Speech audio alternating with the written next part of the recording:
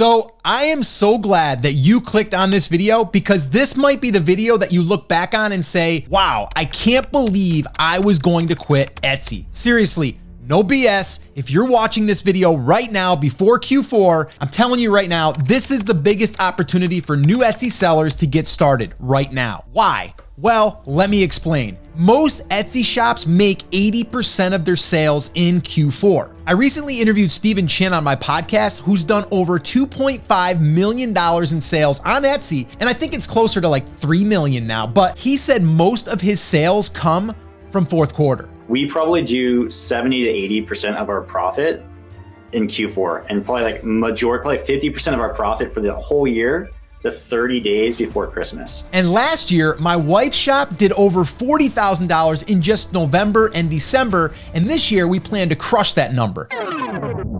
Oh, and just a little side note, my wife launched her Etsy shop in Q4 2 years ago, and that is what I believe gave her her initial boost. She actually launched kind of late. It was like November 17th, but she still got a handful of sales. Then in December, she made her first $2,000, and of course she had sales throughout the rest of the year. But the cool thing is this last Q4, she did almost $50,000 in Q4, October through December. I have people ask me all the time, if you were starting over on Etsy, what would you do? Well, if I knew Q4 was coming, I would start as soon as possible. But let me give you the 5 things that we did and would do over again if we were starting from scratch. So let's go ahead and dig in. All right, so number 1, I would make sure I did my research and I found products that were already selling in a good niche. That's one thing that my wife did really well, is she chose a niche that she was interested in and passionate about, and she just ran with it. I'm a big fan of building brands and not just chasing trends. So that's why I always look at the niche first and then go from there. The thing is, a lot of new Etsy sellers,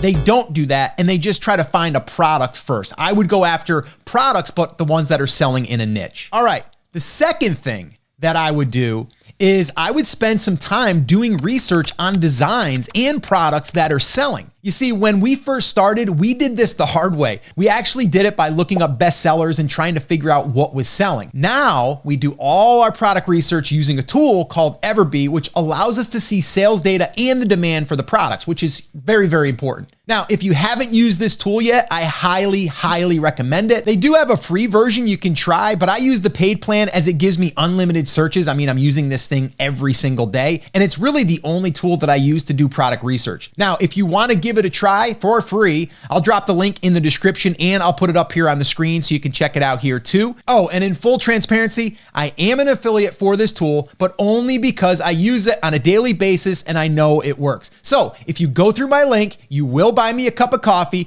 and all my friends and family know I love my coffee. All right, moving on to number 3. I would start creating creative designs and putting them on a variety of products. This is why product research is so important. One little hack that we figured out early on was to be able to create more products and take one design and put it on 3 to 5 different product types. I actually shot a full video on how to do this, and I'll leave that in the description as well. But the cool thing is you can put one design on a sweatshirt, a tumbler, a blanket, pillows, puzzles, anything you can really think of that your print-on-demand service offers, like Printify. They offer all of these different things. But you really just got to think about it. What makes sense? Like, what type of product could you put this design on? And then just put that one design on as many products as you can that you think people would want. Also, an important tip here is I would capitalize on Halloween, Thanksgiving, fall, winter, and Christmas. People like to give gifts. We all know that for the holidays, right? And they like to decorate their homes too. So if you have products that are in your niche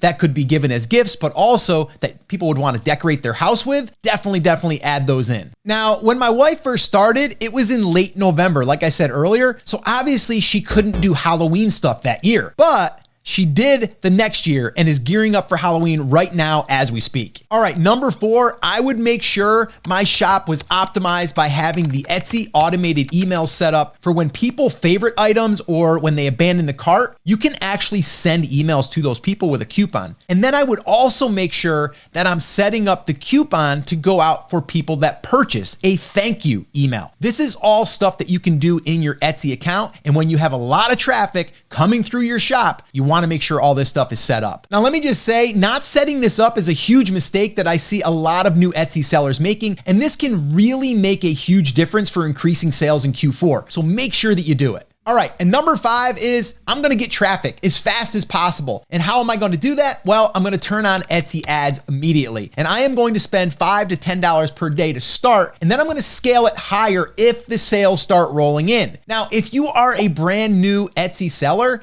it can take time for Etsy to rank you in search. But with Etsy ads, guess what? You can get traffic on day one. Oh, and I forgot one important thing that we learned last year that I wish we would have done sooner, and that is offer personalization. And I would offer personalization on my products from day one. Now, offering personalization is going to allow you to stand out, as most Etsy sellers don't want to do the extra work. My wife added personalization last year and her sales exploded. Now, usually when people hear about personalization, they think it's a lot of work, and guess what? It is a lot of work. But I recently just stumbled on an easy way to automate 90% of the personalization work, and my wife will now be using this in Q4, and we're gonna save hours and hours of work for her. Now, I shot a video right here, if you're interested, that shows exactly how we're going to do it step by step. You can watch that video next. I'll show you exactly what we're doing, and I'll see you there.